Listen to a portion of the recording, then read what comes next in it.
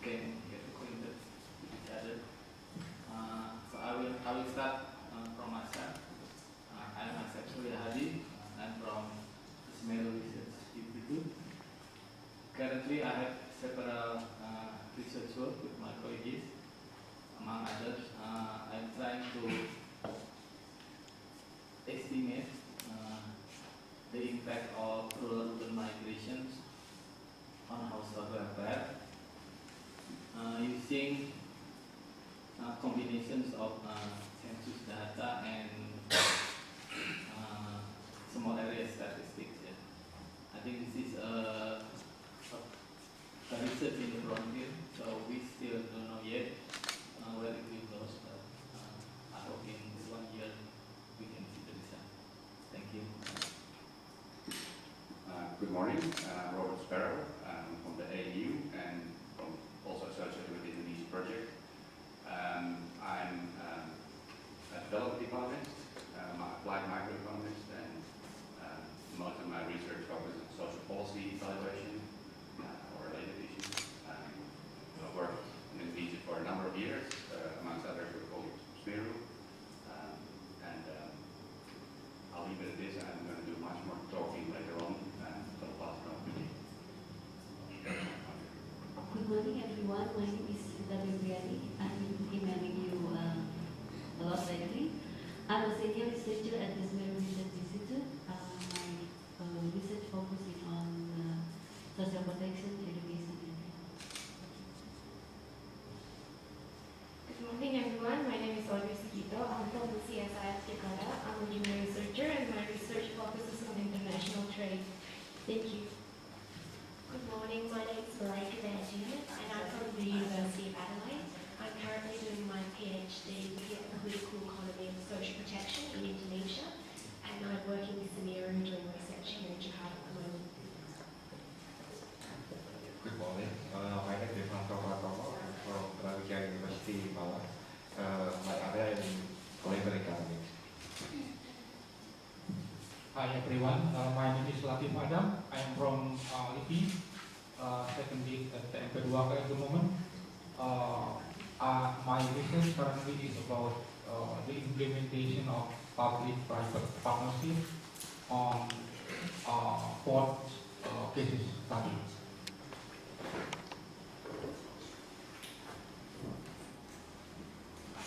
Morning, everyone. My name is Rizqy. I'm from LIPI, Satellite and Economy.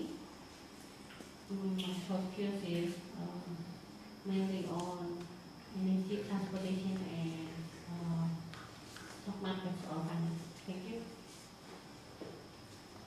Morning, my name is Evi Gravidiani. I don't know, it is from gravity maybe. because my father is geodetic economist. And I come from 11 Malang University, Faculty of Economic and Business, and my special vice in accounting. Thank you. Good morning, everybody. My name is Anandhika. This is Rizqy. I'm an economist at APINDO, and we're presenting today. My interest in labor economics. Hello everyone. My name is Riandy. You can call me Riandy. I'm from APINDO. Actually, at this stage, I don't know my specialty or focus on research, but actually I conduct many research on trade and investment before, and now after joining with APINDO, we have focused more on the broader policy issues like industrial and other policies. Good morning, everyone. My name is Adwan. I'm a regional economist at the Agency for Sustainable Application Technology, Badan Penerapan Teknologi (BPPT). My research is mainly on urban and regional economics, including infrastructure, manufacturing, and creative cities. Thank you.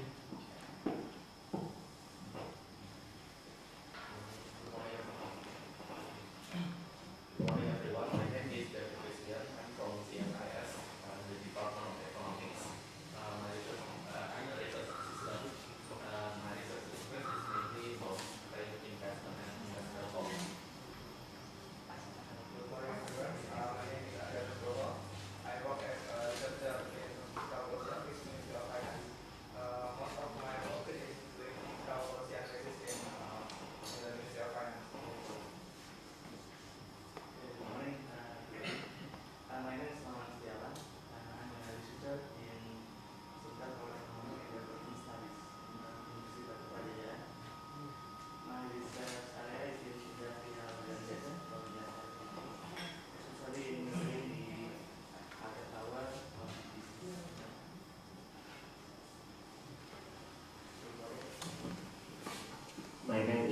Suryahadi.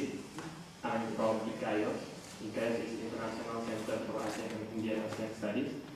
So ICAIOS is from universities in Aceh, Universitas Yakola, IAIN Araniri, and Universitas Malikul Saleh. Currently we are doing several projects. One of the big projects is doing the aftermath of it after 10 years after tsunami with EOS, Observatory of Singapore in NTU Singapore.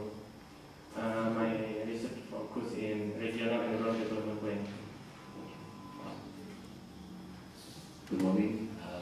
I'm Kadek Krishna Arta. You can call me Kadek. I'm the head of Institute for Economic and Social Research, LPM FUI. Thank you. My name is Suryahadi Mungkasi. I'm a lecturer in Department of Mathematics, Tanata Dharma University, Yogyakarta. My research interest is in computational mathematics, doing some simulation or modeling for floods and water flows. Thank you. Good morning everyone. My name is Edi Purwanto. I come from Yogyakarta, Suryahadi. Suryahadi is independent research. My focus research in health economy.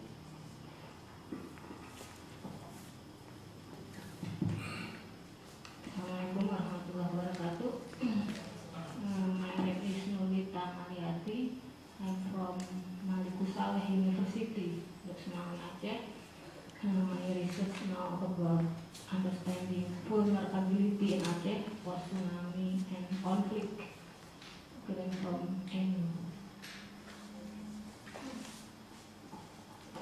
Good morning, everyone. My name is Joko Mariono. I come from University of Pancasila in the Faculty of Economics. Currently, I work for APINDO, the Provincial Development Center in Taiwan.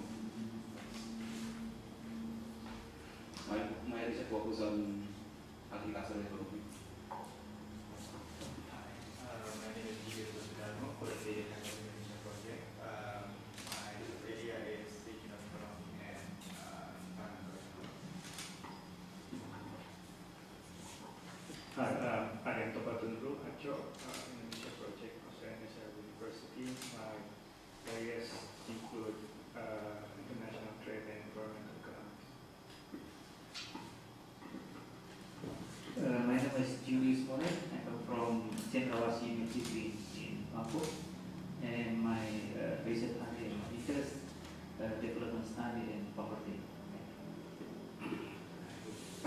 Good morning, everyone. I'm Arianto Yusuf. I'm from Center of Economics and Development Studies, UNPAD. My research area is environmental and resource economics and development economics. Good morning. My name is Hidayat Hamid. I am from Fiscal Policy Office, Ministry of Finance. My research area is fiscal policy and analysis and also development of economic modeling on to support the fiscal policy area. Good morning. My name is Andre Imansyah. I'm from Faculty of Economics and Business, Manipura University, Indonesia. My research area is regional economics and macroeconomic policy. Last but not least, my name is Putu Desia Berliani and I'm from Economic and Business Basuki Udayana University. I'm working for the Economic Development Department. Thank you for Indonesia project and also SMERU for inviting me here. And I believe by attending this, and I will absorb as much as entitled thought from all of you, and you will strengthen my function as a lecturer. Thank you. My name is Irlan Ru. I'm from Center of Agriculture Economics, Center of Agriculture Policy, and my research focus in agriculture economics. Thank you.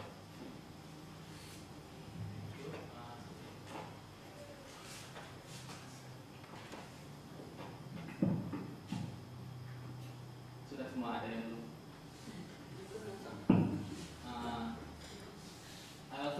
introduce two people at the back, Dian and Tony. They are from SMERU. They're important if you need anything, just tell. So first of all, I would like to thank you for joining us in this workshop. I hope this represents Indonesia. We see people come from Aceh to Papua here, and also from Australia. So about the network first. Last year, Indonesia project and APINDO and SMERU tried to initiate this network, but this is not a formal network with memberships and everything. This is, I think, just a platform for everybody who are interested in research to share many things. Share about the research, also share about many things, research or anything research organization, everything we can share here. The hope is that it will help us all to improve our research quality, the rigor of our research, but also we try to not to be too broad, so we try to focus on people who are interested in the area of social policy. So we don't invite researchers from technology or science, for example. And as part of this network, we had several activities. This workshop is the second. The first one last year was held in Bogor. I think some of you also attended the last year's workshop. And as a follow-up of that workshop, we provided a competitive research grant. And one of the requirements of this research grant that each research should be a collaboration between an Indonesian researcher and an Australian researcher. I think we get something about 24 applications, 24 proposals, and we selected 8 of them to be funded. It's not a huge fund, but I think it's enough to initiate a collaborative research between Indonesian and Australian researchers. And the research, the 8 researches now are still ongoing, hopefully until the end of this year. For this year workshop, for last year workshop, we invited people, especially the leader of research organization, to share their ideas. For this year, we thought we will do it differently, so we did a call proposal, call for paper to be presented in the workshop. I think we received 30 papers, and after we did a selection, we selected 6 which we consider as the best among the 30, and these 6 studies will be presented today in this workshop. And for tomorrow, so we will have this workshop today. For tomorrow, we will have some speakers who will share on topics which are relevant for our work here. These are invited people. So hopefully everybody can join us not only today but also tomorrow. I think that's for me. I will hand over to Robert, who will introduce the Indonesia project and more about the activities of our network. Great, thank you very much, Asep. I prepared a few things to say, and Asep said almost everything that I prepared. But I'm going to keep it very short.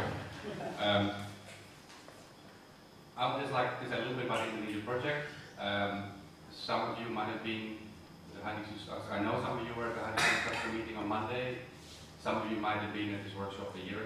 for those of you, sorry, my apologies, you're going to see the same slides again.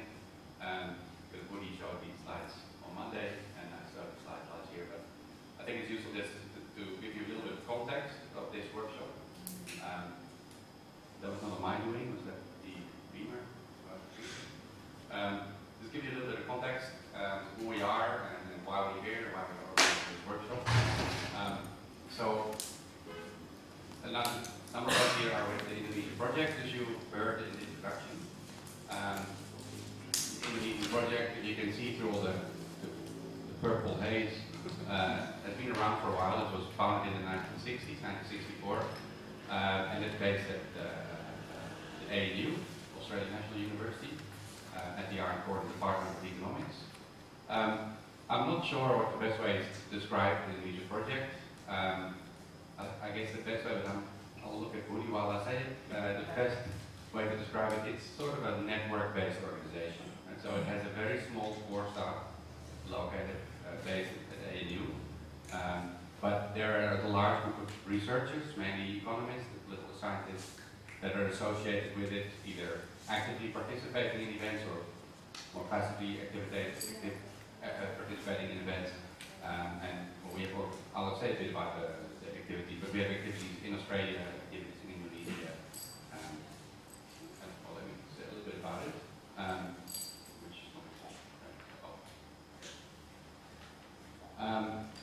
Now, the main objective of the main focus of the Indonesian project is to disseminate, to stimulate high-quality research on socio-economic issues, policy-related issues in Indonesia. We simulate or engage in public debate, public dialogue, and we have capacity building activities. And now with this activity that we are here today, we have some research networking activities since a year. Now here is a whole list of activities. I won't list all of these. We just decided, they're divided here in research capacity building activities and disseminating research activities. So we host a number of activities in Indonesia. One of the activities was the meeting last Monday, but we have other activities, seminars, conferences, and we also host these in Australia. And then we have research capacity activities, which includes PhD supervision. We have a visitors program in Indonesia where we have Indonesian scholars come over and visit for a while. We have this network program, we have grants, and a number of other activities. Now, the flagship of our, the flagship of our network of the Indonesian project is the Bulletin of Indonesian Economic Studies, which most of you probably know. Editors here at the end. The managing editor, that's not unimportant, that's Ben Wilson. He's not here yet, but he will be here because he will actually talk today. And he's been here already yesterday, a very long day working with all the speakers, discussing their papers. And here's some other advertisement for one of our main heads. This is update coming up for, what is it, 30-second update. That's a long list of updates. So this is the main conference that we hold every year in Canberra, Australia. Now, let me say a little bit about the research network activity. So this is a new activity of the Indonesian project. We started with this last year. And as I already explained, the main objective is to stimulate research, to stimulate research networking, and basically to try to contribute in some way to creating a more vibrant academic climate, and to stimulate discussion amongst academics and cooperation. And we have two main activities. Asep explained that just now. We have these research network meetings. This is the second meeting, and we have these research grants, which we started dispersing last year. So we just had the first round last year. Here we have some more information. As Asep said, we had eight grants were awarded. A number of the grant winners are here. We invited them. So very glad you join us. Unfortunately, we're only halfway into the grant, so there's no research yet to be presented, but maybe at a later stage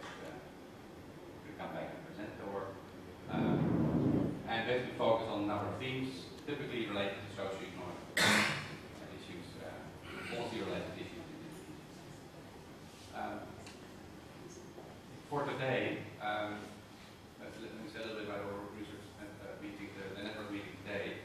As Asep explained, last year we had more of an elaborate meeting retweeting, where institutions introduced themselves and we discussed institutional issues, institutional constraints, and environment in which many people here to do research. Today we have really a meeting focused on the research itself. So we have 6 researchers presenting their work. Now, we have a mix here of people all over Indonesia, experienced academics, inexperienced young starting researchers. The format that we have today is that actually we'll have the relatively inexperienced, the new, let's say, early career academics present their work, and we'll have the more experienced senior researchers act as discussants. So we'll have about 20 minutes for each presentation. We have 6 presentations in 3 sessions, and then we'll have 10 minutes for a discussion, either to criticize the paper or share their thoughts on the topic. So we'll have 6 presentations in 3 sessions. We'll have one more session, which will not be a presentation of work, but it will be a topic for this research network that also came out of the previous meeting. The previous meeting we did a little poll, we sent out a questionnaire, and we asked what kind of issues do you think are interesting or relevant in terms of skills that you might want to focus on, academic skills, technical skills, or writing skills. The main topic that came out was that many people were interested in or focused on writing skills. So that's why we invited Ben Wilson, the academic, the managing editor of the bulletin, to give a talk about publishing in academic journals, in international journals. He'll share his experience. We'll talk about all the problems of publishing in academic journals, also their experience, from the experience with the bulletin. But Ben has been here yesterday all day, as I mentioned, working with the 6 presenters that we have. We sat in a room and we all discussed in detail the papers that will help them. So that we had a sort of a mini academic writing workshop. So that's the focus of the non-research component of today. I think I'm already talking too much. We're a little bit over time, so let me stop now and let's start with the first session, which I'll be moderating. Let's start with the first session with 2 presenters. So what we'll have these 3 sessions with 2 presenters per session, each presenter will have 20 minutes to talk and 10 minutes for a discussion, and then we'll have 15 minutes Q&A where you can jump in and ask questions. So I'll probably immediately follow up on that. And then let's start with the first presentation. Adi, over here. So is that where? Sorry, there's a slide.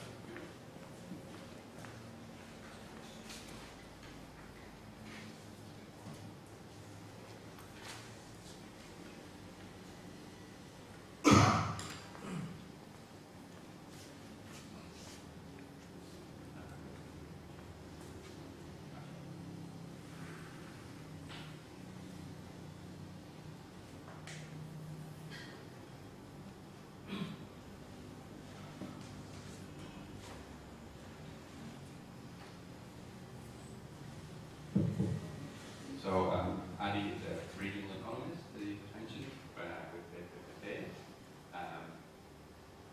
The floor is yours. You have about 20 minutes. Okay, thank you very much. Thank you for SMERU and Indonesia project that has invited me to present my paper. I will present my paper, the title is Local Government Spending on Infrastructure. And I want to see the role of fiscal decentralization and impact on this issue. Okay, my outline first is research background, and then the literature review, research methodology, explanatory analysis, econometrics, and conclusion.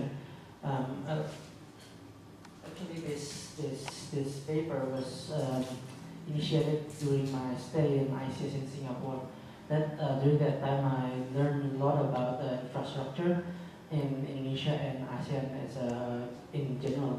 So I want to see what are the impact of decentralization has on infrastructure development in Indonesia, because I assume that with a lot of variation in government spending, I think there will be a huge difference on infrastructure development, especially after 10 years of, or now 15 years of decentralization. Okay, first, perhaps during the post-war era, the national state was the main actor. So the problem was regional disparity became very significant during that time.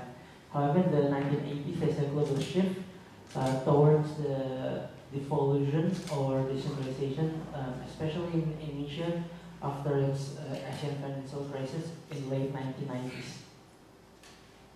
So there's some similar studies on the impact of fiscal decentralization, such as a lot of that I have present. However, the impact, the scale is very limited on district level, especially in developing countries where I can see in China and Brazil, as I showed. So this paper aims to examine the impact of local endowments or their own source revenue and intergovernmental grants on district capital spending.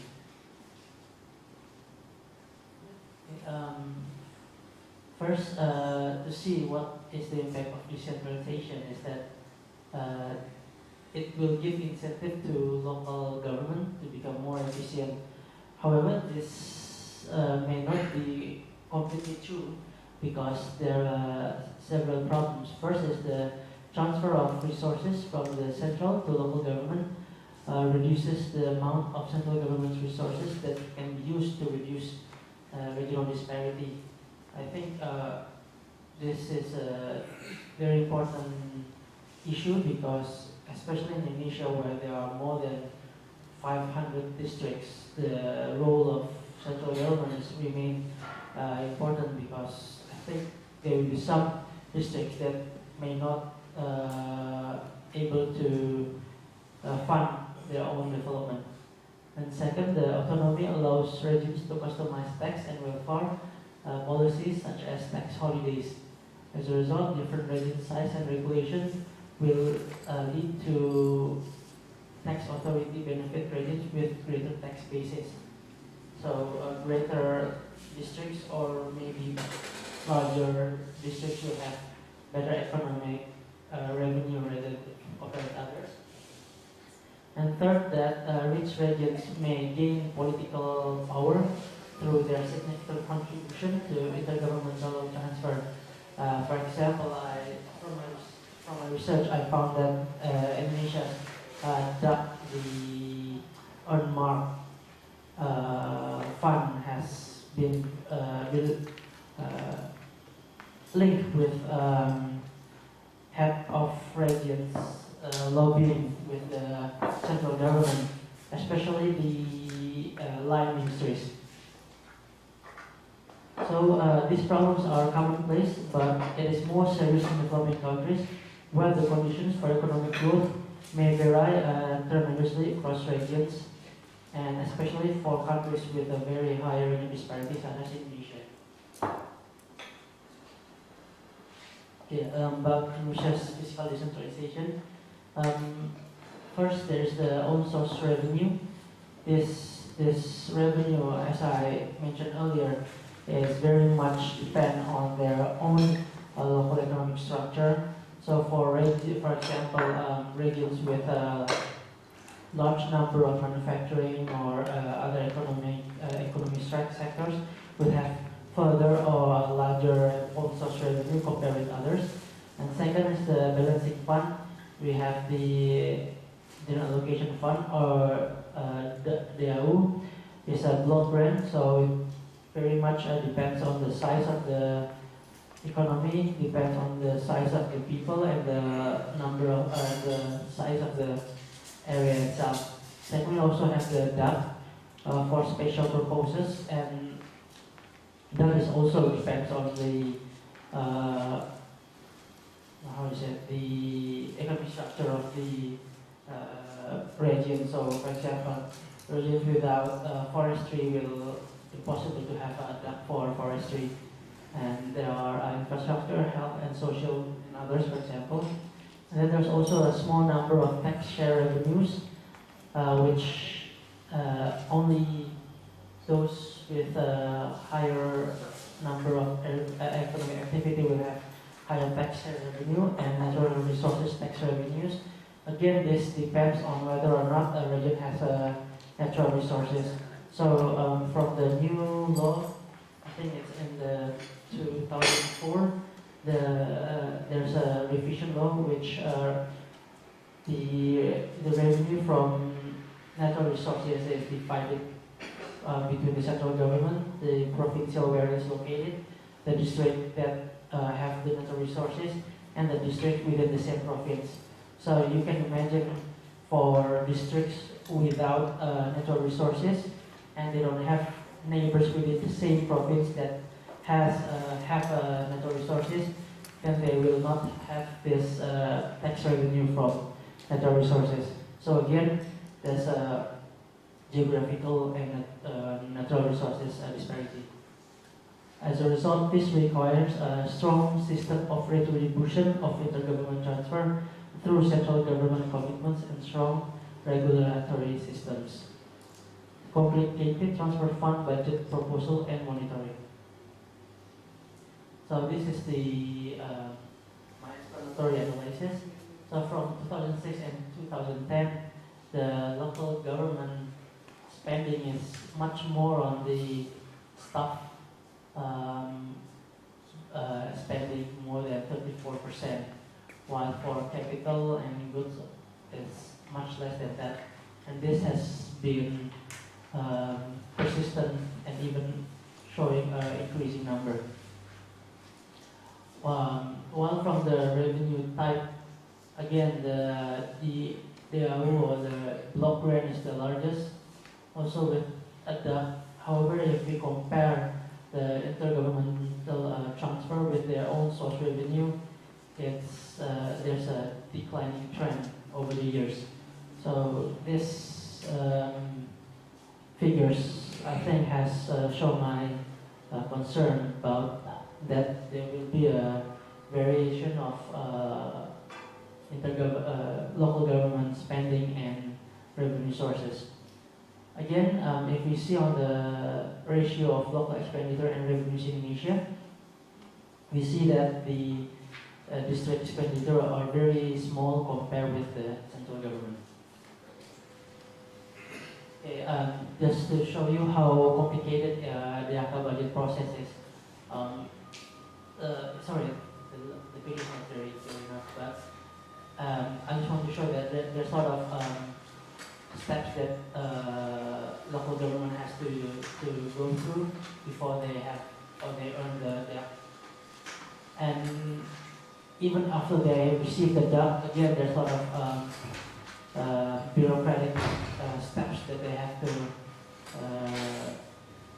go through, including at the local government, the provincial, and at the Ministry of Public Works. This is for the Ministry of Public Works. Again, there's another type of bureaucratic scheme for other DACs, for example, in the healthcare, in the health, or in the social, or in the transportation. Again, different one. So my research methodology, I use 292 districts between 2001 and 2002. So first, I tried to use the added number of districts to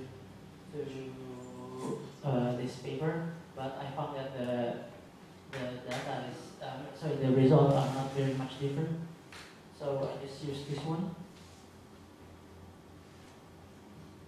and so there's two econometrics analysis that I use: the panel fixed effect and the dynamic panel GMM. Why do I use the GMM? Because I'm afraid there will be some bias from the previous year, so I use the GMM. And this is my economic data. Now, for comparison between the overall year from 2001 to 2010, the fixed effect and the GMM. Again, I found that maybe I need to inform you that the infrastructure that I include, there's a lot of sectors there. For example, there's an economy, environment, housing, and public facilities, and then also other sectors such as tourism, and then fishery, and those kind of sectors. While the non-infrastructure I divided into two, which I don't include in this research. Research as social, which include the education, social security, health, and the religion, and the bureaucracy, which include general affairs and wealth, or wealth and Indonesian word is ketertiban and keamanan, which I don't include. So the infrastructure or the capital spending that I use on those data, and again I found that DAO is the main source of funding for the infrastructure again, and this will be the same for all of the table that I will present later. So my second table is I want to define whether the type of administration has anything to do with the source of local spending between municipality and regency, because I assume that not only they have different kind of economic structure, but they also have different kind of capacity, human capacity there, and then their exposure to other cities, and for example like that. Again, they all have higher impact on local spending compared with others, including the own source revenue. And the own source revenue turns out has higher contribution to spending for the regency, and it's also higher for DAO. So again, I think there's a difference, but not too much difference. Then if I divide the cities or the districts into three types of districts: agriculture, natural resources, and manufacturing, I found that the DAO is again it have higher impact to others intergovernmental components, including DAC. So again, this makes me think whether DAC is appropriate for infrastructure development in Asia, because again, DAO has more impact. I don't know if my research is true, but perhaps we can discuss this later. And how about when I interact the government spending and economic activity, it turns out that only in manufacturing there's a positive sign here compared with others. Maybe this suggests that the higher the government capital spending, the economic activity also become also higher. Okay, so my analysis for table 2 shows that the first and second leg of the capital expenditure are significant. Thus, this suggests that an increasing government spending in one period results in higher capital spending in the next period. So there is a history doesn't matter here. So second, the level of economy is not significant for local government infrastructure spending. And then the districts that are more urbanized have higher share on educated people, and manufacturing labor share tend to have higher infrastructure expenditure. So this is quite as I expected. And then the block grant, as I mentioned earlier, has higher impact than the other governmental components.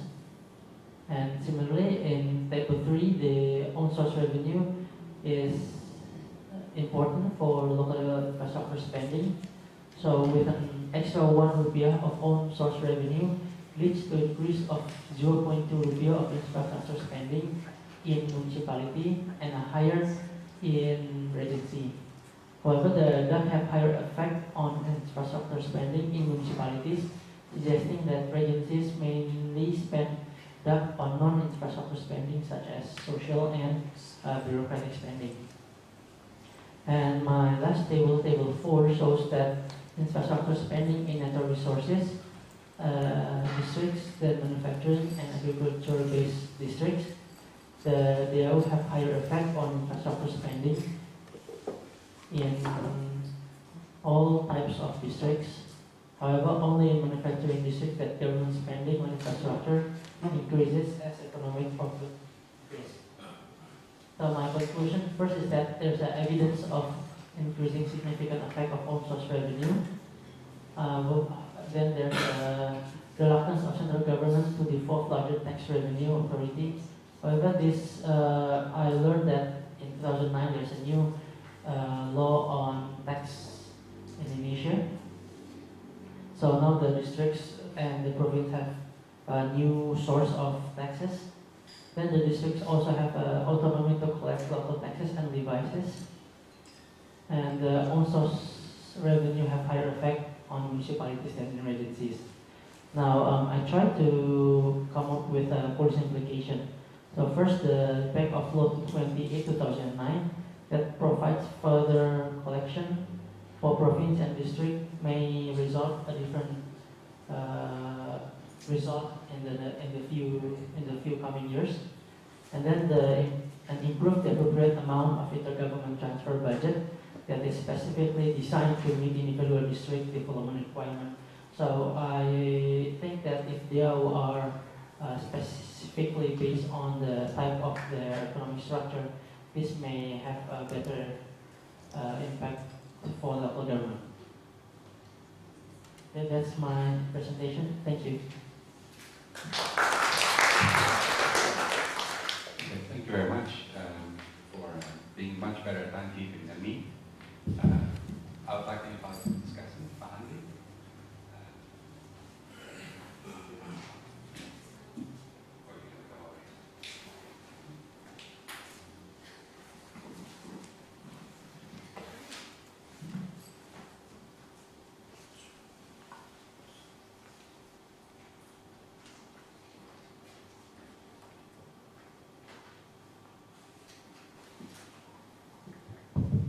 Thank you very much for the time to discuss about this paper. I think this paper is very interesting. As we know that the infrastructure, we have many problems with the infrastructure. That's why we face the problem to accelerate the development in Indonesia. So I think this paper can contribute what is the problem with infrastructure in the region. I just want to give some comment about the paper. It's better if the paper can clarify the data structure, because when I read the paper, the data is not clear for me. What is the definition of the infrastructure? Because in the budget, the expenditure for the infrastructure is going to help or going to the, well, I don't know exactly the item of the infrastructure that you mentioned in this data. So if you can clarify the detail in the data based on what kind of data for the infrastructure, so we can make a conclusion based on the data. Because like this, I still confused what kind of infrastructure that you mean. That's first one. Second one, as you know that you read that in the paper that the list of the local government is based on the 200 something. Is that goes until the, what kind of year, because from 1993 you said that over there and until 2008, if I'm not mistaken. But in the paper it's not very clear. Please, you mention about the starting date of the data and until what year. And every year, if you have the same kabupaten or city or municipalities during the period of analysis, because there is a fragmentation era from 200 something become 500 something. Did you follow the fragmentation as well or not?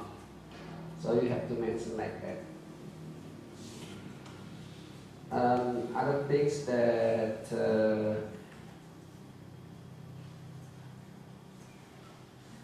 if you see whether you make differentiation between the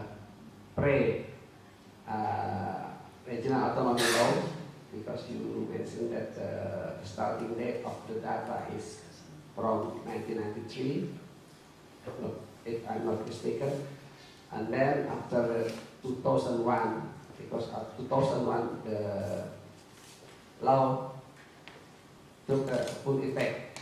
So maybe you, if you can see there is any difference between the pre and the post decentralization era. So maybe you can see the difference between these two periods. You can add something like a dummy variable or something like that. As you mentioned that the rich regions and manufacturing based region have a higher capital spending on infrastructure. Then the poor regions tend to become more left behind.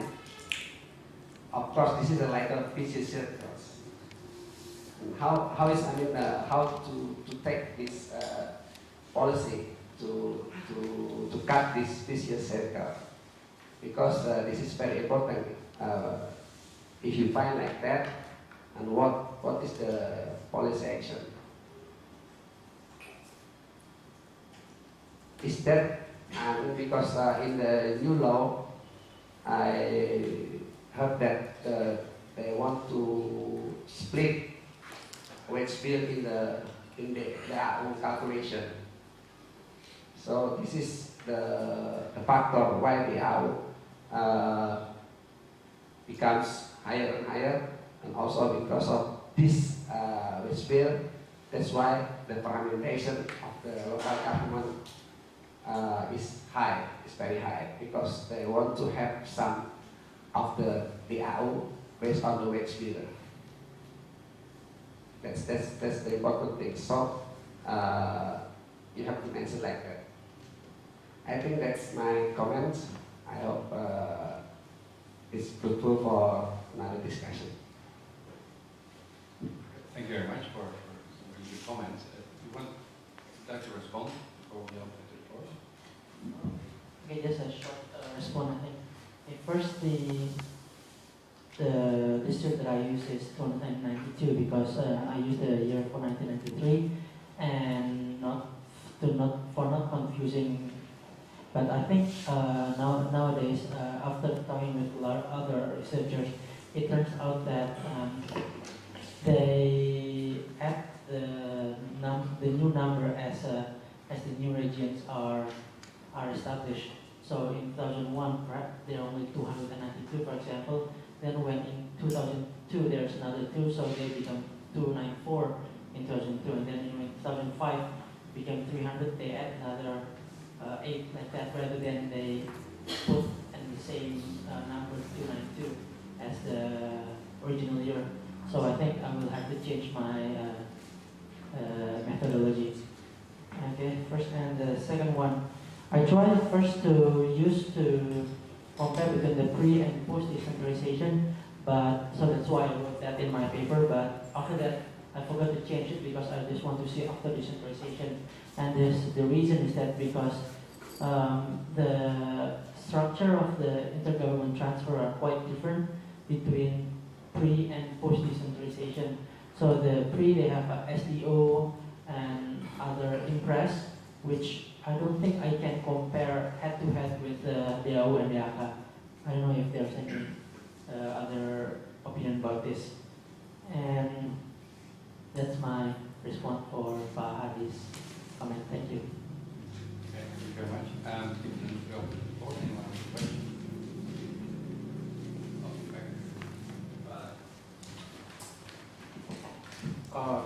Thank you. I agree with Pak Henry that I think you should define the infrastructure. What do you mean by infrastructure in your research? Because it will affect like economic findings that indicate that one is more significant than that. So I suggest you to make a table, something like that, that infrastructure is what, like maybe a road or what. And also maybe, I mean theoretically we know that infrastructure divided into social infrastructure and economic infrastructure. I think it will also affect your research. Thank you. Thanks. Was that a question?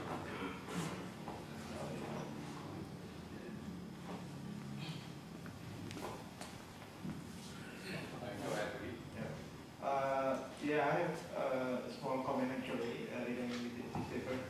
Since one of the objectives of this meeting is to help you to be able to submit this paper for publication, there are several basic things that I would like to mention. One is that I don't really see the paper. What is it? You know, the debate in the literature on this issue.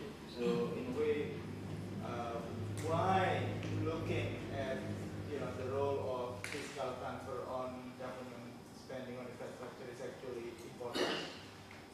If it's not important, then journals say that, well, we are not interested. So you need, the first one actually you need to argue why this is important, either for the literature or for policymaker or somebody is going to read it and use it. And that basic stuff is actually not that clear. Second is that I don't really also understand is that the way you structure the paper, it seems that you sometimes shift away from the focus and come back again. For example, why you need to describe the DAK process over here. What is the relationship with explaining DAK and achieving your goal? And so you probably need to keep focused. And then finally is about the methodology, which is then input has been some basic stuff need to be done first. Thank you. Okay, thank you very much, Adwan, for your presentation. Actually, I have two questions, but my first question is also the same with faculty. So this was the motivation of this paper. I didn't read the paper, but I think this paper is the motivation because the higher the are of course will increase the spending in infrastructure normally. Except, for example, if the authors can describe, can explain different policies in the region. And then the second question is about the methodology. So I saw from the result of the regulations, especially in the regulations of the different types for the so that still use the model with the invalid instrumental variable, if I'm mistaken.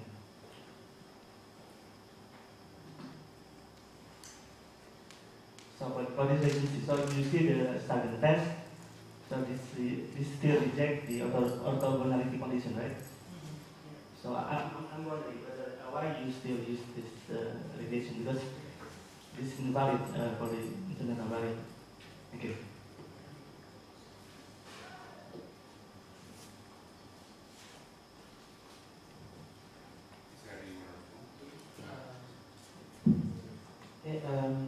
Thank you. First for Pak Budi, thank you for the input. I think my main idea is to see whether the infrastructure spending in Indonesia will be determined by this variation of intergovernmental transfer and on-source revenue amount. I assume that as the central government are slowly going, the local government have to put their own budget into this infrastructure.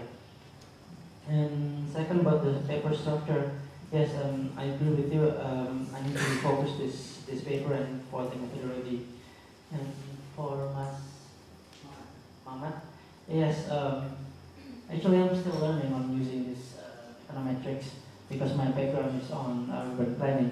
But thank you for the input. I will much learn again. Thank you.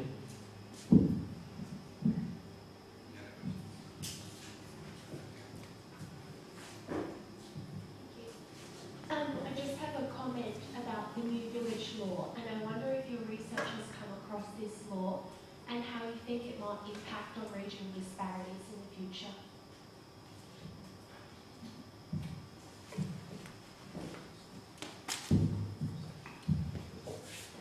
Thank you, Pak Adwan. I just have a small question. Regarding your municipality and regency, I don't know what is in Indonesian terminology. Municipalities, kabupaten, and regency. Oh, okay. So I'm wondering what is your motivation comparing the kabupaten and kota?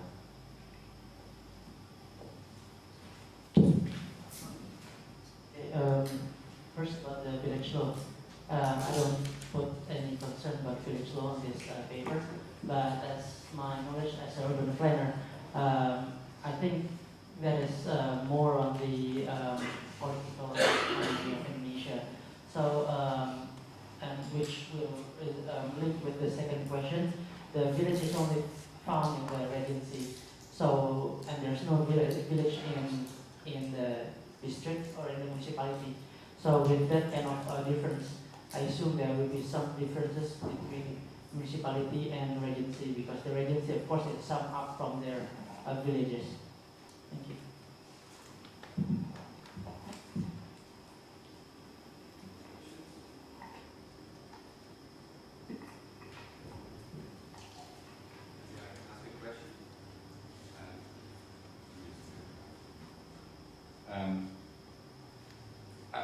First, my impression on the number of space, I just noticed now, but I noticed that you have more kabupaten than kota. So you might have lost a lot of observations along the way. This should be more, right? Or maybe you are the kind of switch. Yeah, because so now on the more general point on the regression. When I see a regression like this, the first thing I want to know is what is the hypothesis that we're testing here, right? And so what is this regression testing, and how can we interpret the coefficients to look at this? So a few things are important. First is what is the unit of the observation, or the unit of the variable. So we have logs here, we have lag variables, and then we have level variables. So this is a lag log, and then we have the lag divided dependent, and then we have regression infrastructure variables, these variables, right? That's spending, right? And then we have a growth variable here, and that. So it's, the way you construct the variables depends on how you interpret these coefficients. This is the semi-elasticity. This is really the effect of an additional rupia, right? So we need to first see how do we interpret these coefficients, And then the next question is, what are we testing? So are you really testing? So what is the hypothesis? Is the hypothesis that the coefficients are all equal size? For example, is that one is bigger than the other? And I think that's important for a reader. What exactly are you testing? Then the second point is why I'm still not sure what the bias is. But you're going into GMM, which is a very complex procedure, and it has its own problems. It's a magical potion to solve all your endogeneity issues, but we don't really know what's happening. It's a very unclear and transparent process, and so I'm not sure. First of all, why include likes? Again, that relates to what I was testing here. Now, if you include likes, then I understand why you would want to use GMM. Right? Fixed effects might be biased, although if you have more years, the bias reduces. So the bias that comes from likes comes through the short number of years that we have. But if you would not include these likes, then I don't directly see a problem, and there's an problem. Districts spend money.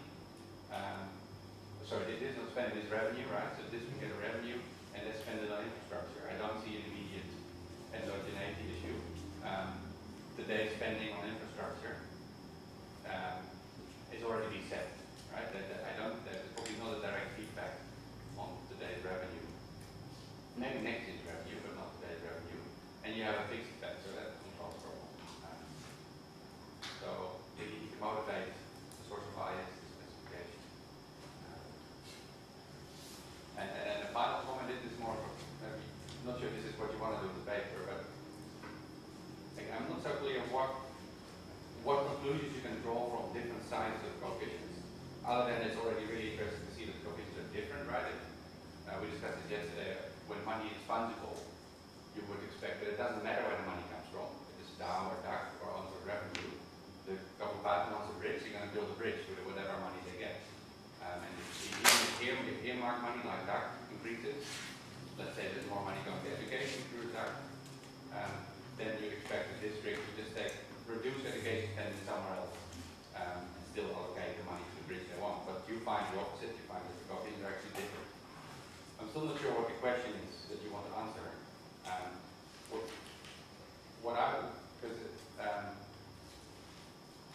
What you could do is take it a bit further and look at inequality in district spending across districts. And with a specification like this, you can actually take the inequality between districts. Let's say take a concentration coefficient. You can decompose that inequality into different drivers of inequality. And I won't go into detail, but actually technically it's a very appealing approach because you can look at an inequality measure like a concentration coefficient. That looks at how much is district spending, or how big is inequality in the district infrastructure spending. And you can actually decompose it into the contributions to that inequality of all these factors in your regression. And actually using these coefficients, you can actually look at how much does a specific source of revenue, so the weight of the source of revenue in the district, contribute to the inequality. In other words, to what extent do endowments and revenue, so that what extent does inequality in endowment and inequality across districts in generating revenues lead to an inequality, or in other words, under-investment or over-investment. So that's under-investment in infrastructure in those districts. But we'll talk about details later. But yeah, Peter's telling me to stop talking. But maybe could you respond on what your motivation for the lag and how we interpret it? Well, first I think both of them should be in infrastructure expenditure. So I just copied from the growth model. But why do I use the lag? Because I assume that in Indonesian government budget, this it has to be sustainable. So any expenditure has to be sustainable. So if this year they already spend on infrastructure, the next year they have to spend it again. Otherwise, if they don't spend it, then it will be disappeared. That's a common knowledge in Indonesian government budget. So I used to like to understand whether the amount of their previous year determine their current year expenditure. And that's the first. And the second one, why do I want to see the sources of this expenditure? Because I assume that despite regions they have DAP or other sources of revenue, it turns out it's not enough. Again, the general allocation of the AOE is the main source for their expenditure. For example, the DAP itself is very much a lobbying resort. So for those who are quite good lobbying to the line ministries, they will get it. Although this is quite informal, but that's what I get from the survey that I did. So there's a lot of researchers that I interviewed. They said that there's a lot of head of regions spend much more time in Jakarta for their lobbying for the DAP rather than in their own regions to get additional funding from DAP. So I think for my analysis, if this is true, I mean, if the material is true, then DAO is still the main sources of spending in Indonesia. I think that's why I'm interested to see whether other sources of intergovernment has, or on the own source revenue has anything significant for the spending. Thank you for your comment, Robert. We have time for one or two small questions.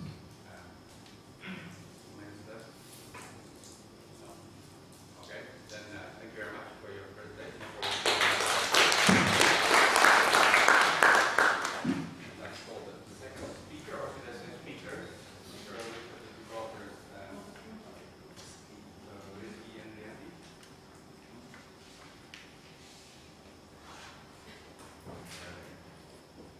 Yeah.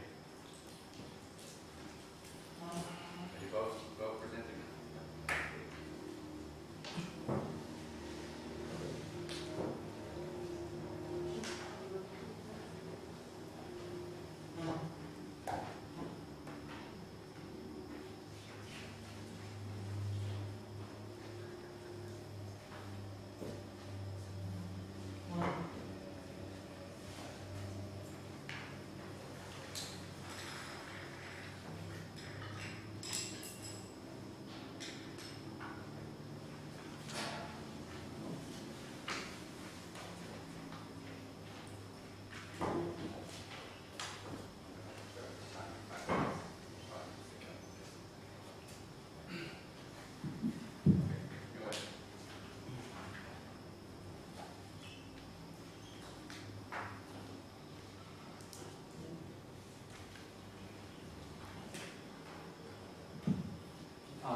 Good morning. I'm very thanks to the Indonesian project and SMERU for the opportunity to present our paper.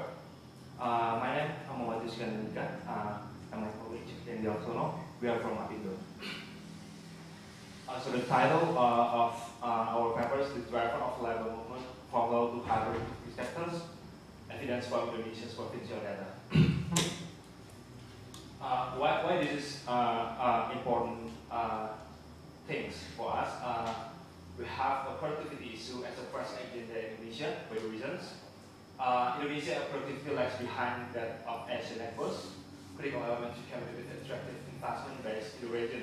As we know, the AAC is approaching. I think this is become more pressing because Indonesia should compete with another Asian country in terms of the export and in terms of the labor activity. And then for the investment also.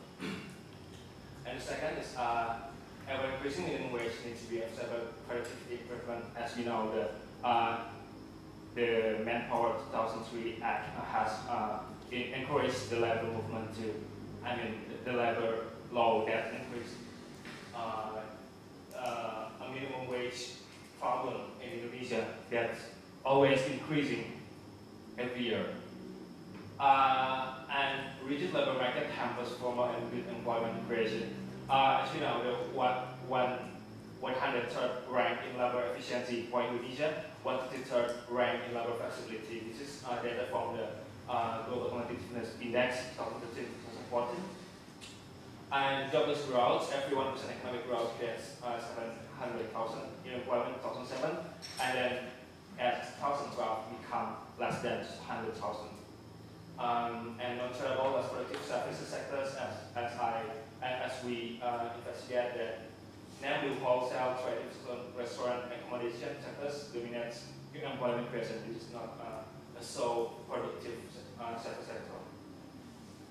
This is the graph of Indonesian productivity. This is in Malaysia. We omit Singapore because it's far here, and Indonesia is on this blue below the bottom. Even we below the Philippines. In terms of productivity, which means the GDP, US dollar GDP per employment. This is as we want to introduce the productivity can be improved by the channels within sectors, productivity channels, which increasing of technology within these sectors. So it's like increasing machinery, or for example, like that, and efficiency. And structural change productivity channel is movement from the labor from the lower to higher productivity sectors. Research objective, we want to map Indonesian structural change between 1971 to 2011, and Provincial in particular, 2001 to 2011. And determine the driver of Indonesian structural change using Provincial data 2001-2011. Literature review. The structural change in Harris 57 explains the structural change and migration happens as a response of urban rural differences in wage expected. And we found that medicine 1987 and first order reports have a similar interpretation of the structural change, which I would prefer to use the labor push and labor pull hypothesis. Labor push comes from the slope of demand. When people increase their income, they will tend to decrease the proportion of their consumption in food and move wage the worker, so the worker will move from the agriculture. And labor pull improvement, manufacturing technologies increases wage and attracts workers. Michael and Roderick, the study have a structural change study in 38 countries, and in 2005 they found that structural change growth developing and advanced countries are converged, which measured by the when the developing country with a large share of the agriculture will have a higher increase in structural change. And countries with primary sector dependency are disadvantaged, and currency undervaluation encourages structural change, and rigid labor market discouraged. McMillan used the labor rigidity index. What research contributes? The structural change research in Indonesia Provincial is still lacking. All the literature shows country level, as we know. All of the literature using the sample of the national levels worldwide, and there's no, I don't have any literature about the Indonesia case. Period 2001-2011 marks a very rapid decentralization era. This is essential to capture how the policy implemented in local level affects the performance of structural change. As you know, decentralization, and we want to see that when the local government have the authority to do is related with the this mechanism. The period is interesting to examine. Employing minimum wage as a proxy to labor market rigidity at provincial level. In this paper, we want to use the minimum wage as a proxy to labor market rigidity because we don't have any other proxy for this, because we can say that several is same at all provinces. So this is the model that we use with our Macmillan Roderick. This is the term for the composition. This is delta, which is this change or the structural change, and this first term is the within productivity, and the second is the structural change. We can see that delta y is the difference of the productivity between 1 year. We use 2001, 2011, and delta theta is difference of the share of sector I from 2001 to 2011 in my case, in our case. Data we use for 2001, we use a Timor price, 2007, and for 2001, 2011 we use the World Bank's Indonesia database policy and family business from Liverpool. This is why the data for the determination of structural change we use annual growth of structural change we calculate from the Liverpool. Agriculture employment share we calculate for Liverpool from. This is the dependent variable, and the below is the dependent variable.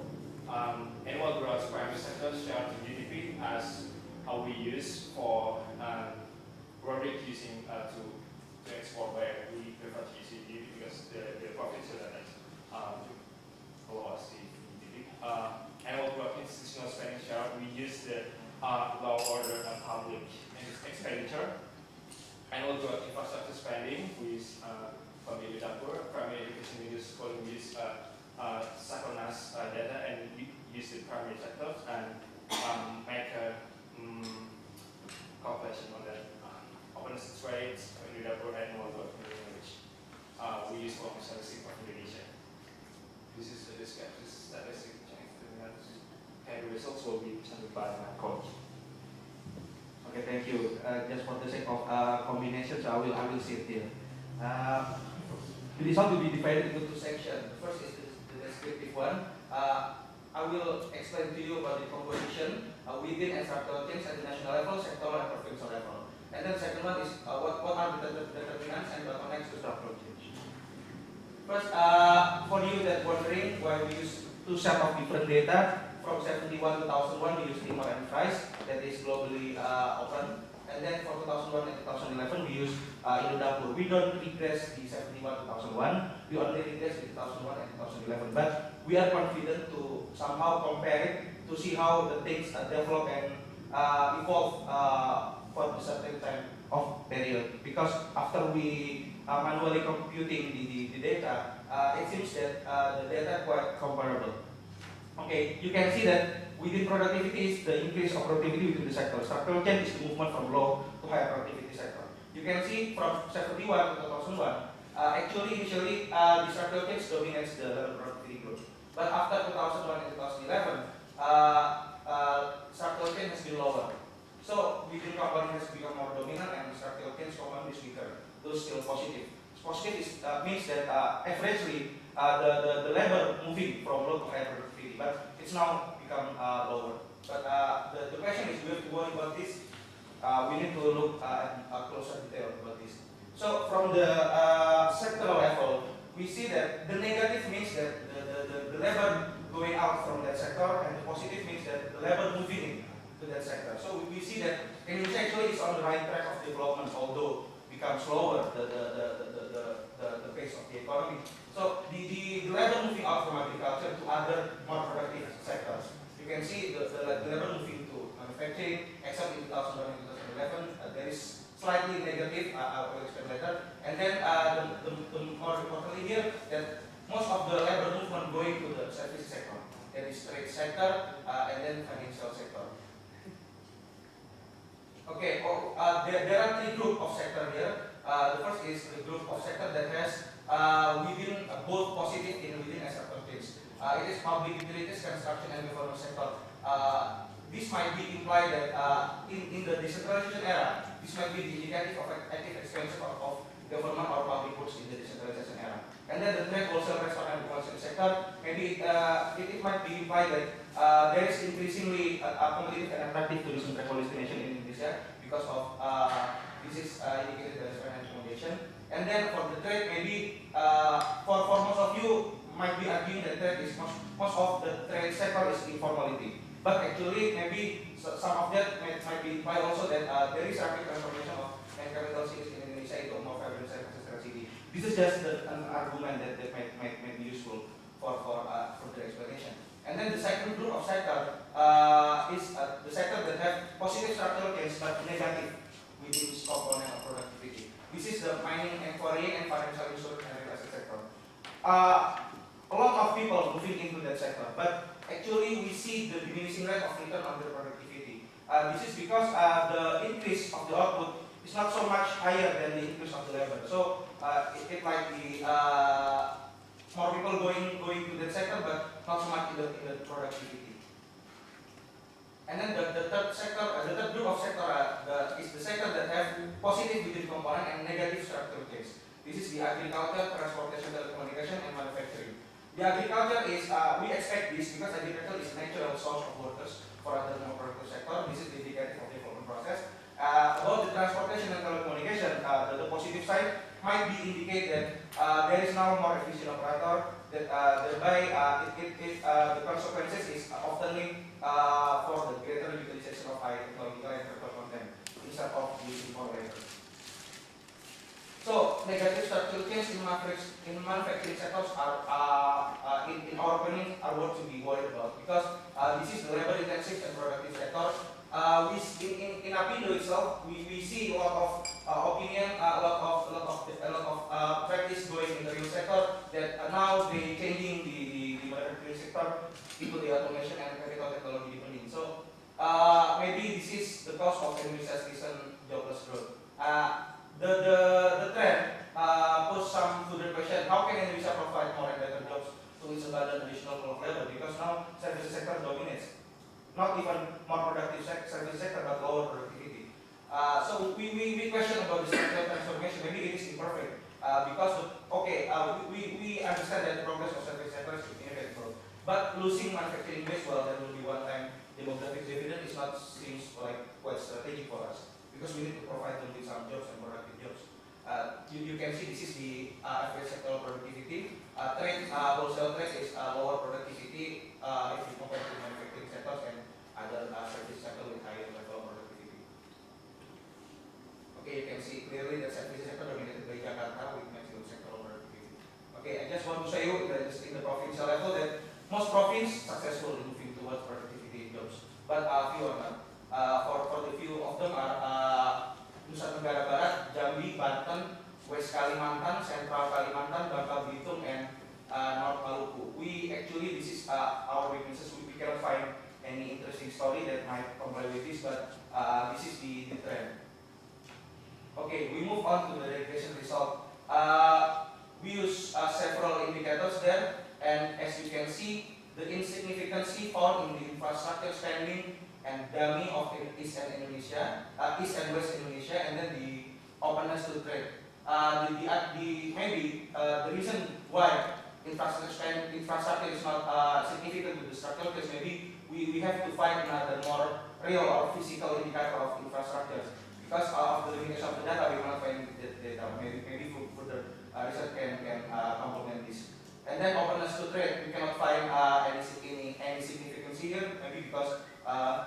Maybe because the provincial level data is not really so much into trade activity, and then we don't find any dichotomy between East and Indonesia journey. First, we would like to explain that the meaning of the positive and significant agriculture share in employment. It means that there is convergence. It means that less developed province grew. This is the same with finding in Macmillan and Roderick, which is our main literature here. And then the other one, negative but significant annual growth of primary sector shares. For you that wondering why we use primary sector share here and the annual growth, because we can't find any other better variable, and we argue that the more it is for the provincial level to have primary sector share in GDP, it means that they are more dependent to the primary sector. Province with increasingly primary sector dependency are disadvantage from structural change. This is the same with finding in Macmillan and Roderick. So this is the most important aspect in our finding. Negative and significant minimum wage growth means that minimum wage may play as a barrier to formal and high productivity employment. we use minimum wage because it represents the liquidity of labor market. There are two implications of increasing minimum wage that might explain the significance and the negative to structural change. First, employer tends to use capital and technology instead of hiring knowledge workers, especially in the case of expansion. The other implication is maybe higher minimum wage for business to relocate to other region with cheaper wage, or even to shut down. This is now really happening in Indonesia. Thus, maybe leaving labor force to be unemployed or work in other lower productivity or informal sectors. I already explained about the insignificance. Okay, we move to the conclusion. The movement of labor from low to high productive sector is evident, though becomes slower over time. We find that out of 3.33% of labor productivity growth, 0.69 is structural change component. And we found that services sector are a champion here, while manufacturing sector is left behind. Some provinces still find it hard to moving toward higher productivity employment. Education and government institutions matter for successful transformation into higher productivity sectors, and the rates of structural transformation in Indonesia's province are converged. Rigid labor market is a better to employment creation. Primary sector dependency discourages structural transformation. So, what are the policy implications that could be derived from this paper? We suggest first that government should support more for manufacturing sector because this is the pro-employment growth, the source for pro-employment growth. Because the first, you know that this is needed for transformation into higher income countries, and you know that manufacturing sector is not the only but the most capable sector in providing massive and productive employment for Indonesia for the future. And then actually there is opportunity to grab market share in the world because now China is getting like cutting it behind for the manufacturing sector. So we have the opportunity to support manufacturing sectors. So the other policy implication is to evaluate minimum wage scheme by defining the minimum wage as safety net rather than negotiation, and then use more technocratic approach to take productivity and employment into account. And then the other policy implication is to promote better education. The first, it will stimulate higher scale productivity as we know it, and the other one to promote better access to education is maybe to really support for the continuation of the education, because we see a lot of dropout rate. Maybe the government should diminish to increase the effort to diminish dropout rate. And then there should be more incentive in the region to attract high productivity industry into the region by using subsidy but not so destructive. Maybe R&D and training program more intensive. Thank you. Thank you very much.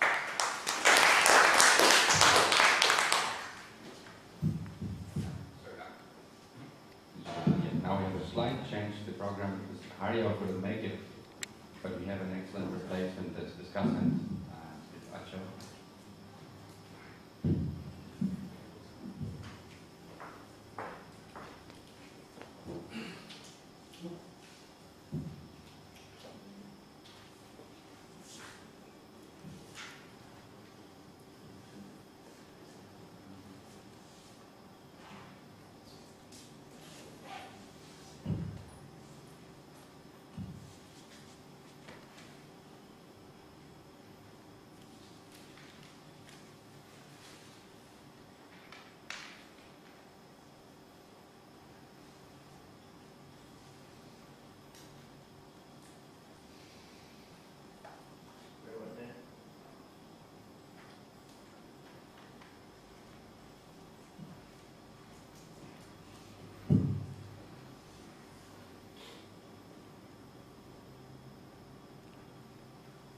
Okay, thank you very much.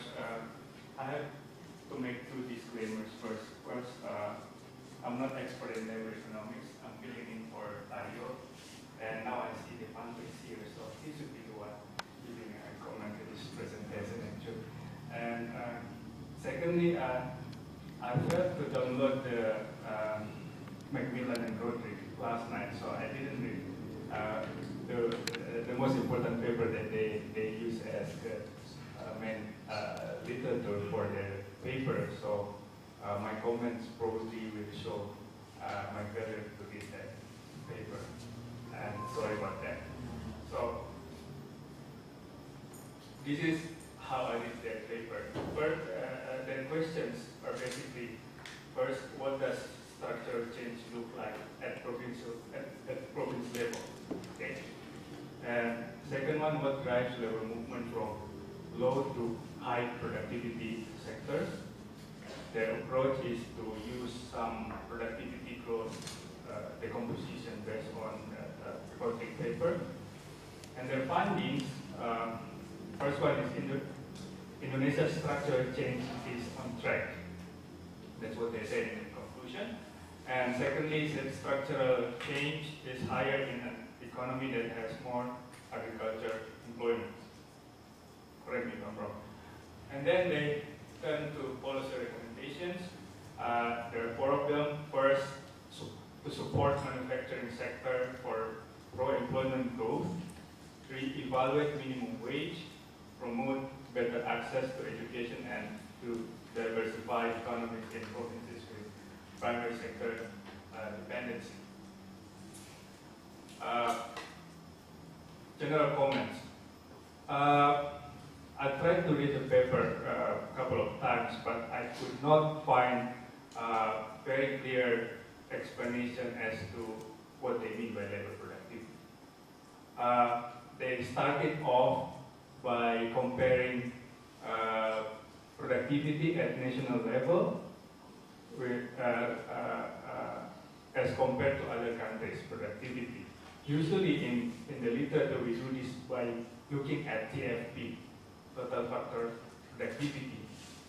But they seem to only use, it's not clear on the paper, but it was clear in the slide, they use GDP per employment. And that makes it a jump from comparing countries' national level productivity, and usually measured in TFP, directly to firm level, which is labor productivity, which uses different measure of productivity. In this case, they use GDP per worker. So that's not very clear. Secondly, how to assess structural transformation. Again, I think this is quite well established in development economies. When you say structural transformation, you're talking about movement from agriculture to industry and the services, right? They at least need to highlight these, style aspects compared to other countries and how Indonesia looks like in this comparison.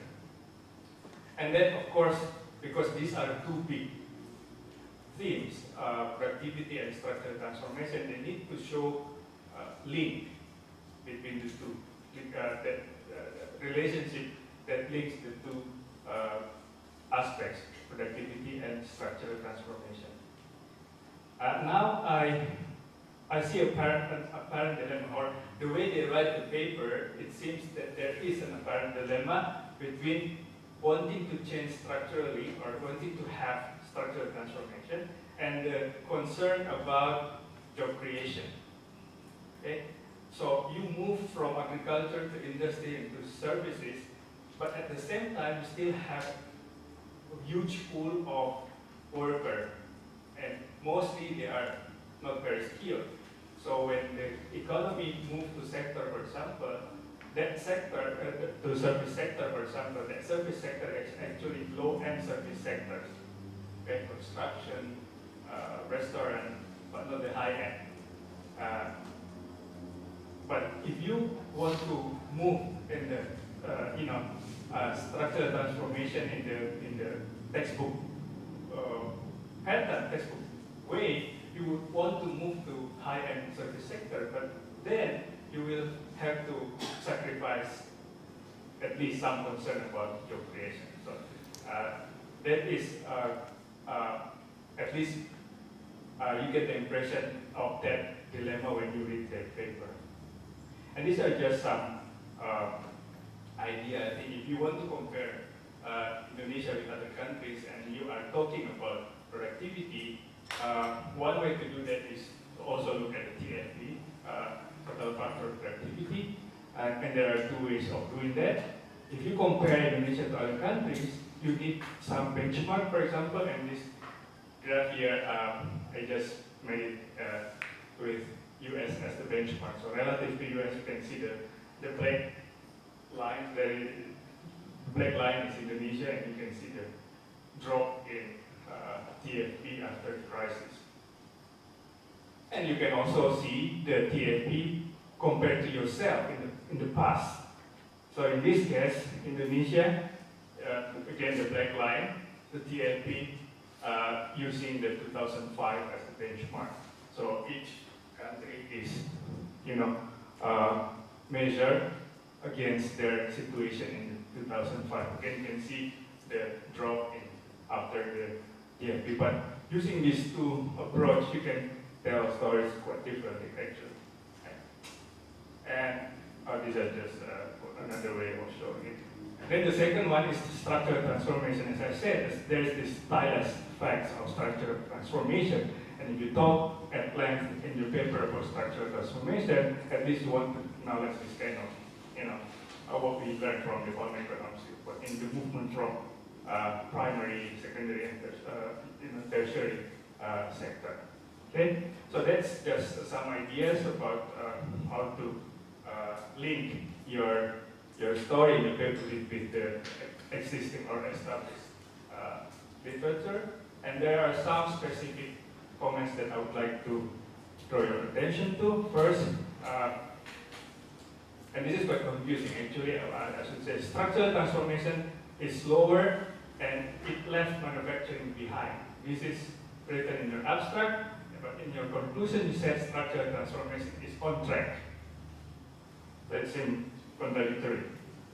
And then you also say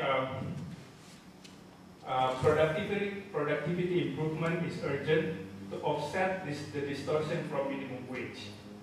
You spend a lot of time talking about minimum wage, but in the beginning of the paper you seem to take it as given. Like you don't want to do anything about it, right? So you just want to improve productivity to offset the existing minimum wage policy. But then in the second half of the paper, they talk about how to deal with the minimum wage. So it's not very consistent. You have some statistics on economic growth and job creation using 2007 and 2012. But I heard somewhere that 2007 data is quite an outlier.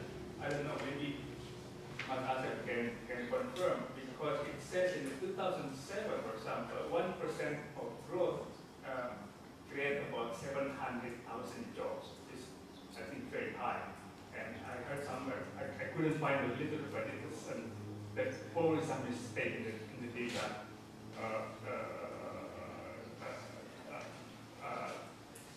data handling or something. So what I would like you to do probably is to take some average of this. People sometimes call this as employment elasticity, but it's not the correct word, right? So 1% of growth and what's the percentage of job creation? And then you introduce this new jargon, demographic curse. I always tell my students, be careful when you introduce new jargon, because it might create, yesterday we talked about this, and Ben Wilson, I think, quite rightly said that you don't want to make a double quotation on the demographic curse just to avoid controversy, because it's not very strong argument in your paper actually. Okay, some figures are incredibly. This is not. I printed it black and white, so I couldn't see, but it was clear actually in the slide. So forget about that item. But the composition. This is quite important. The composition method is not very clear, and this is actually very crucial in your paper. And how you compose the productivity growth. As I said, I didn't read Macmillan and rotate it. I should have. But actually, in your paper, you should not assume everybody reads Macmillan and rotate, right? So you need to explain quite detailed the methodology that you are using. You use proxy for institutional quality. Your proxy is share of public law and order function expenditure. What is this? What is by the Indonesia project?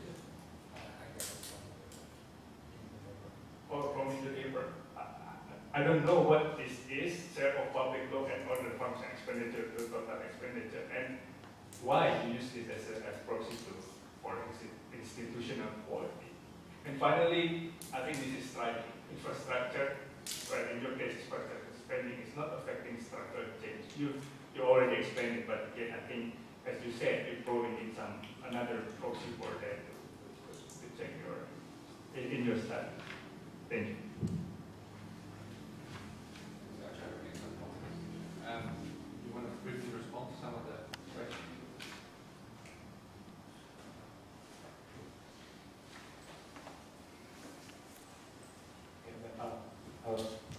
Maybe I would give some response from Arjo. Just a clarification that GDP, we use the productivity as a GDP sector over employment. Even there's another version of the productivity, for example, GDP per hours of working. It's a various version of the productivity. And TFP, of course, there's TFP. But using TFP, we replace the capital and human attachment from the productivity. And then, why we call it's on track? Because we see it's have a positive structural change, even if it's lower, it's still positive. Compared with another, for example, African country have a negative structural change. So we still say it's on track by that definition. And I think that's my clarification, because I accept all of the comment from the Panjo. Thank you for your excellent comment. I want to firstly go into several points that Arjo made. The first about the labor decomposition. Can you help move to labor decomposition?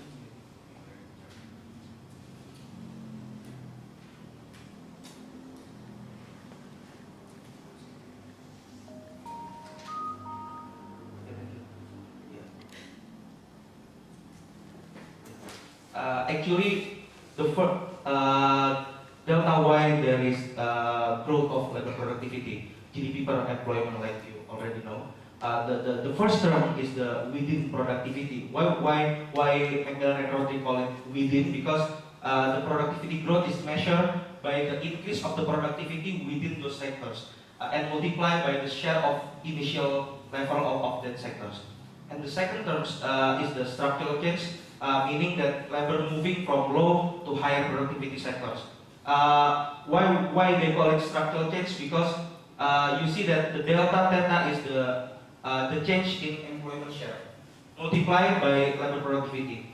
If you look at the equation there, the sigma there is the sum of all the sector. So if one sector have negative and the other sector have positive, if the high productivity sector have positive value and the low productivity sector have the negative value, it will show you positive, still positive. This is the weakness, because we don't know the movement from one sector to one sector, but overall this is positive structural transformation, meaning that the labor moving from low to higher productivity, because this is the sum of all sectors. That's the first clarification. Maybe I will issue a copy of my girl and Roddy, because I cannot explain it clearly enough. And then Just a clarification, what is the unit of Y? Rupiah. Local currency, rupiah, constant.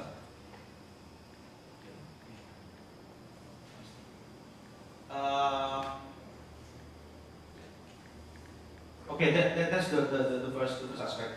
And then I agree with you that we are not clearly explain about those dilemma, because we want to encourage structural change, but at the other hand, we want also to encourage as many job creation. But our motivation is that simply in the equation, because of the delta theta there.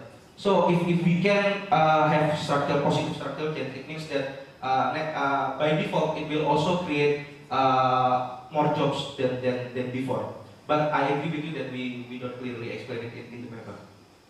And then the other aspect is about move to high-end services. The structural transformation or structural change is actually movement from agriculture to other more productive sector. Other more productive sector mostly comprised of, it can be manufacturing, it can be high-end services sector, but yeah, it's not only to the high-end services, but also in the manufacturing sectors. And if we can stimulate growth of manufacturing sectors, thereby we don't lose the employment, we don't sacrifice employment because it's labor intensive. But we have to pursue the high-end manufacturing sectors.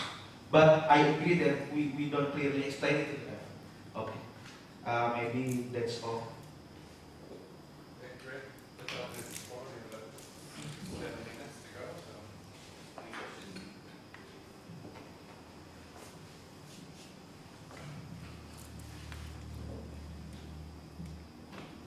Thank you for your nice presentation. Actually, the full result is about contrary with I did mostly. You say that there is a movement of labor from the lower productivity to the higher productivity sector. But yeah, was evident. So was data was also show that there is evident in Indonesia the labor movement from the agriculture not to higher productivity, but going to the less skilled service sector. That maybe you need to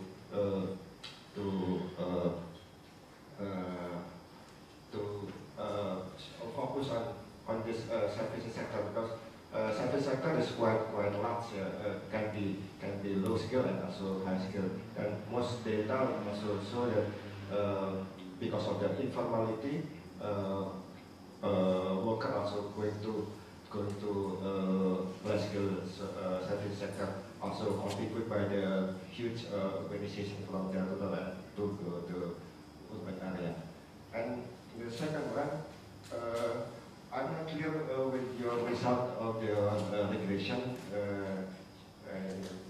It stated that the share of the agricultural environment is positive here, impacted to the labor. In my mind, that the efficiency of the agriculture labor increase, that means should be negative, or I don't know. What is your clarification? Thank you. Okay, just want to for quick response on that.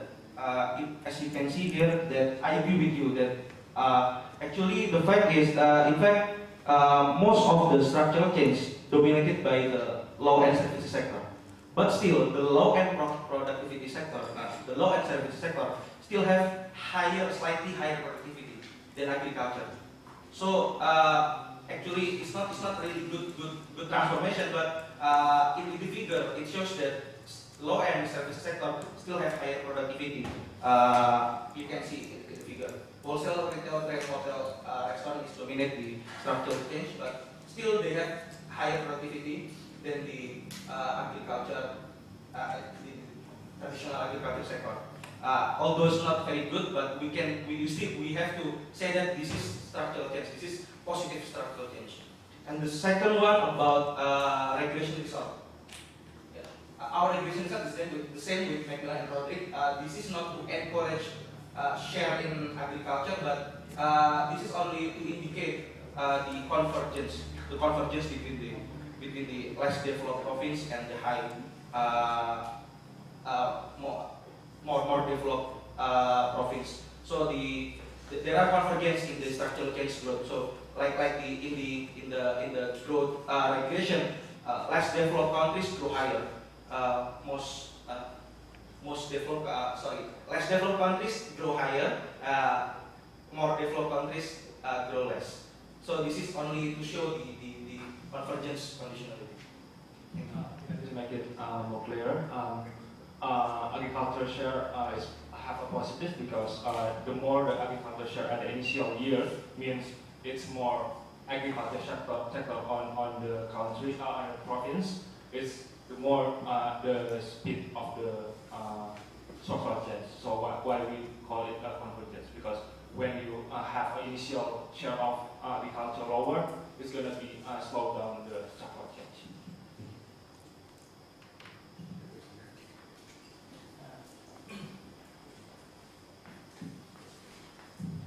Okay, I have a small question, especially about the openness to trade. Because if you see some research, for example, so we see that openness to trade is one of an engine of the structural change. So I'm wondering why this is in your research, the openness to trade is not significant affecting the structural change.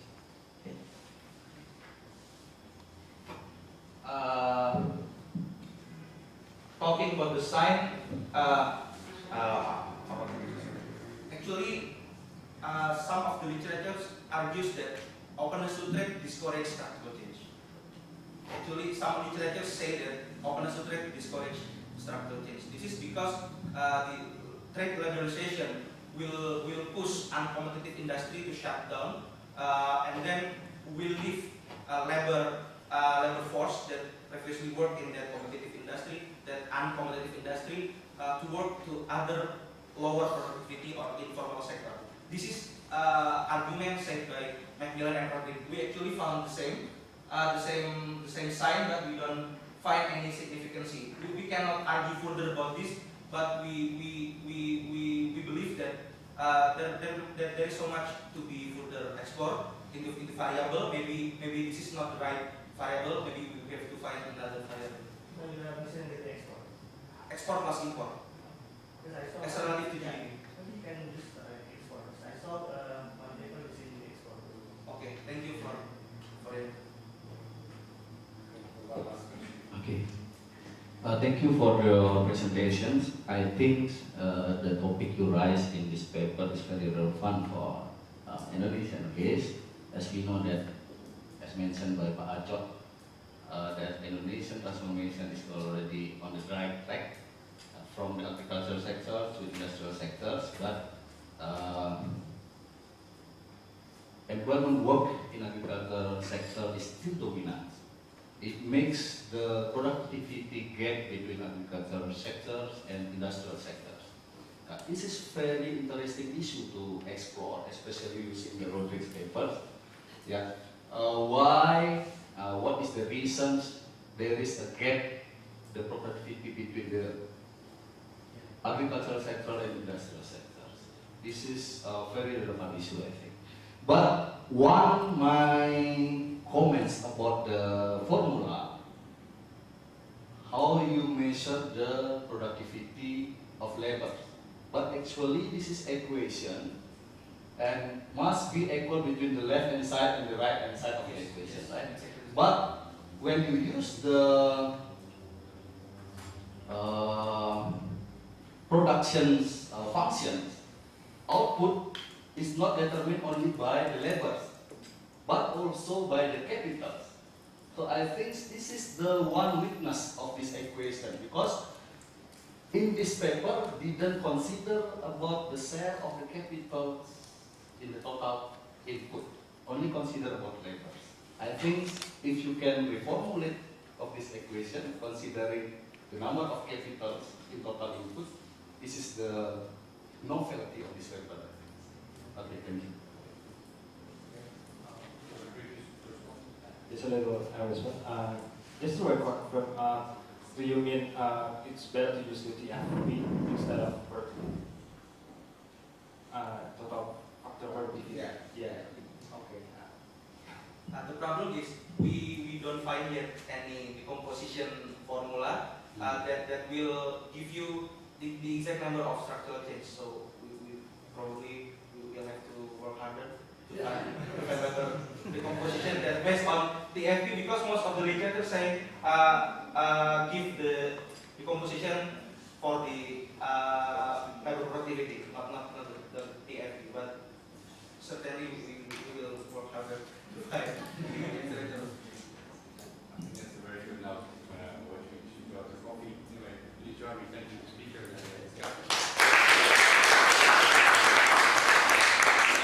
We're a bit behind schedule, which is my fault. So let's have about a 20 minutes break, and we have coffee.